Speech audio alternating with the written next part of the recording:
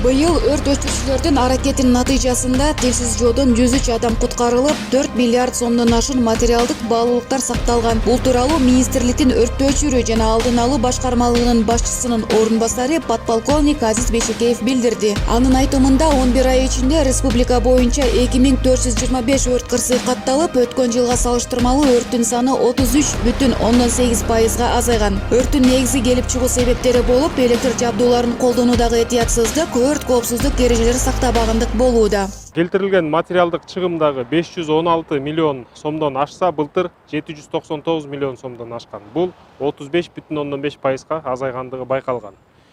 Тилекке каршы өрттүн кесепетинен 29 адам каза таап, жана 24 адам ар кандай күйүк жаракатын алган.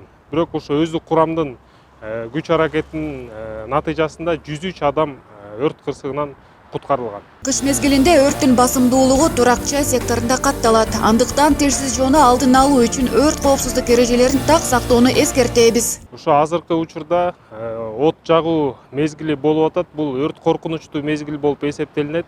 Мештерди колдонууда биринчиден ошо мештерди жакшылап ичин тазалап, mooрлорун тазалап алып туруп, анан от жагуу иштерине киришиш керек. Бензин, керосин же болбосо ар кандай тез күйүүчү заттардан колдонуудан баш тартыш керек. Андан тышкары ошо от жагууда резиналарды же ар кандай кездемелердин калдыктарын колдонбош керек.